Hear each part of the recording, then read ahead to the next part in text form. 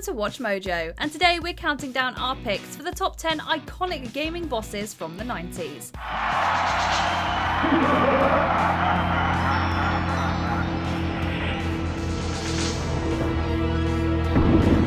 For this list, we'll be looking at boss battles between 1990 and 2000 that have stuck with us all these years later. Was there a particular boss from back then that resonated with you? Did they make the list? Share with us in the comments below. Number 10. Gygus, Earthbound.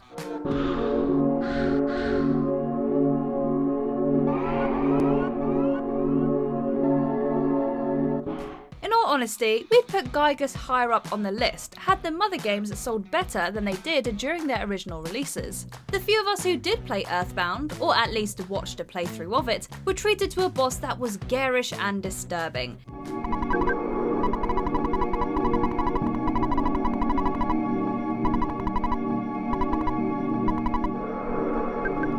This alien baby had us scared for the entire duration of the fight due to his vicious attacks and distorted appearance. Of course, the obvious reason why it stuck with people for so long is because of the implications made by this baby head-shaped pattern, and to think this whole fight was inspired by a time in director Shigesato Itoi's childhood. And no, it was not a particularly pleasant one. Number 9. Sephiroth, Final Fantasy VII.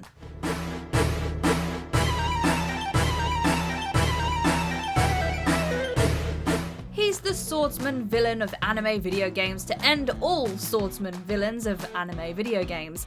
Sephiroth was a major part of what made Final Fantasy VII such an exceptional game. His rivalry with Cloud serves as an interesting narrative, and he quickly became a bad guy you love to hate, and hate to love.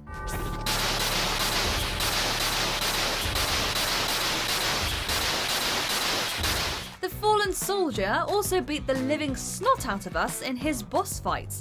Not only that, but his final form, Safer Sephiroth, displayed a beautiful symphony of despair with its phenomenal music and awesome planet-shattering attack.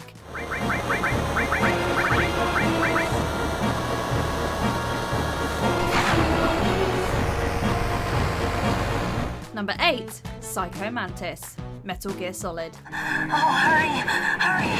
Make love to me! Oh, Snake, I want you. Remember how creepy this dude was initially?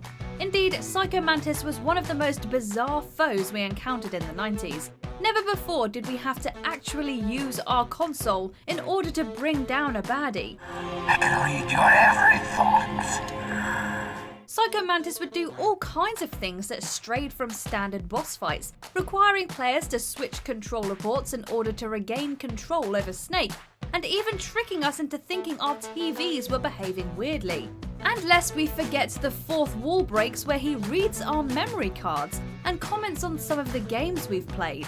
Yeah, this dude was, and still is, a wild trip, and there haven't been too many bosses like him since. You used the other... I wasn't able to read the future. Number 7. Dingodile, Crash Bandicoot Warped. Right, now you've gone and done it. Them crystals are mine. Admittedly, our marsupial hero isn't exactly known for having great boss fights, especially in the original games.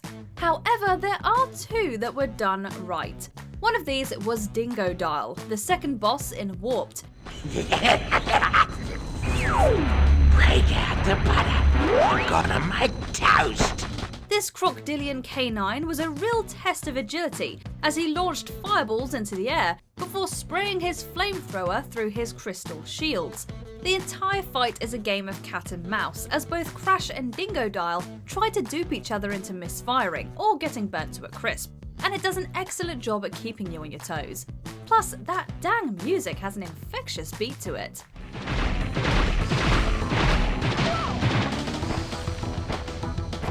Number 6. Cyberdemon, Doom.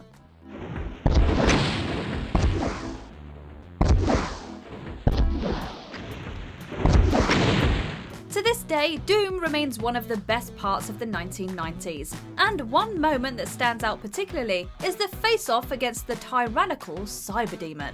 This duel doesn't have any gimmicks or tricks up its sleeve either. It's just you, him, and a wide arena.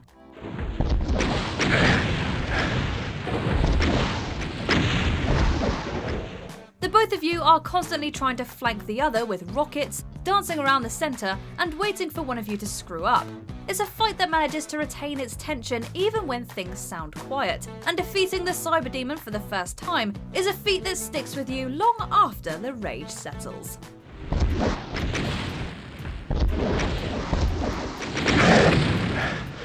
Number 5. Ganon, The Legend of Zelda: Ocarina of Time.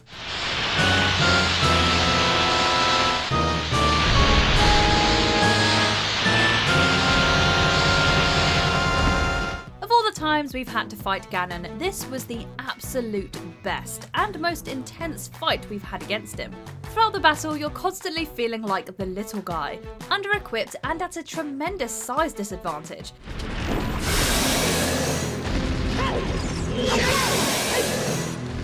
This was a fight that required mastery of the Z targeting system, and in doing so, you quickly figure out a way to get the jump on Ganon's backside. It's also worth mentioning how well done this fight is, as a thrilling conclusion to an epic adventure. Fighting amidst the burning ruins of a fortress? Seriously? How cool is that?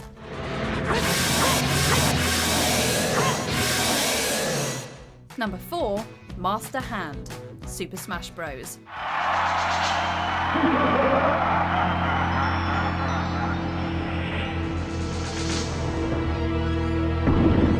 Speaking of fights that remind us of the story of David and Goliath, we were instantly intimidated upon meeting Master Hand. You mean to tell us the cartoony hand from the intro is also the villain in all of this? The head honcho? The evil menace?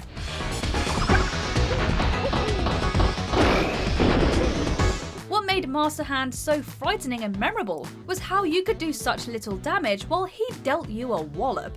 Not only that, but his attacks occurred at quicker intervals the more damage you delivered. This truly was a test of skill, and Master Hand would become a staple in the series and help shape Super Smash Bros. Into the global phenomenon it is today.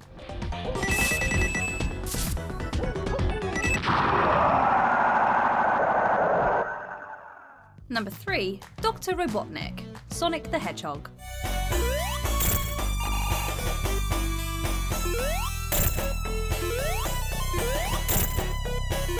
Yeah, Dr. Robotnik isn't a particularly difficult villain, but difficulty does not always make the best or most iconic boss fights, at least in the 90s.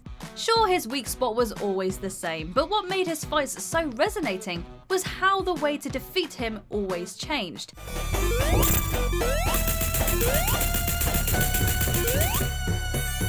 First it was a wrecking ball and a pool of lava, then it was a chase through a flooding ruin and jumping on catapults armed with spiked balls. There was always some unique twist to make the next fight just as interesting as the last, and that doom-filled tune has been stuck in our heads since 1991.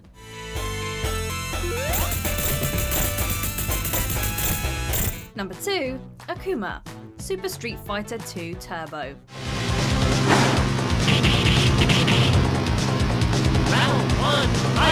Okay, we know we just said that difficulty does not always make for an iconic fight. However, in the case of Super Street Fighter II Turbo, one cannot ignore the menacing warrior known as Akuma.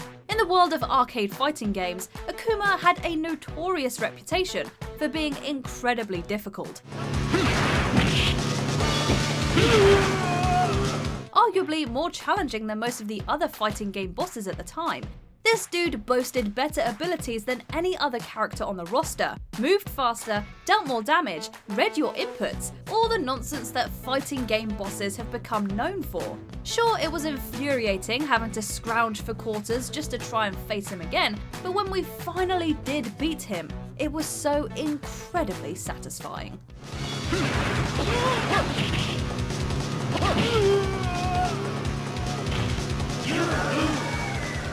Before we reveal our number 1 pick, here are a few honourable mentions. Kazuya Mishima, Tekken 2. If Akuma was the tyrant of 2D fighting games, then Kazuya was the 3D counterpart.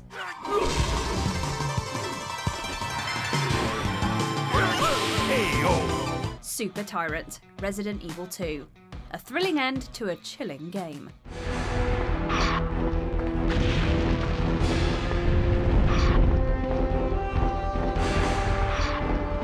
Star Wolf, Star Fox 64. Basically the best dogfight in video games. Period. I can't move! Nitrous Oxide, Crash Team Racing. Demanded you master the drift boosting and not play it like Mario Kart.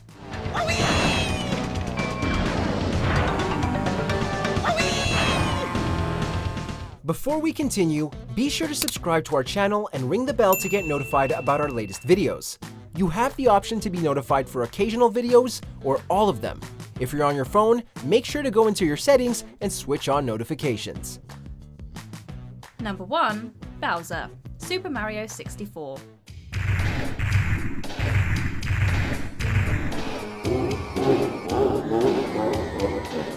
Admittedly, Super Mario 64 already had an edge against every other game on this list. When one thinks of gaming in the 1990s, one usually thinks of Super Mario 64 immediately because of how revolutionary it was for 3D gaming. One aspect of the game that made it so memorable was the fight against Bowser.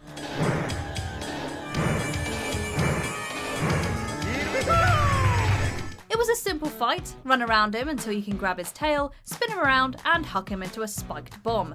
A basic challenge, yes, but it was one that required a deeper spatial awareness and a bit of precision. Even after all these years later, these fights with Bowser remain as the most frequently referenced and most memorable boss fights in 90s gaming. So long, Bowser!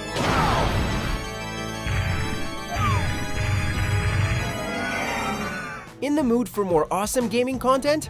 Be sure to check out this video here on Mojo Plays. And don't forget to subscribe and ring the bell to be notified about our latest videos.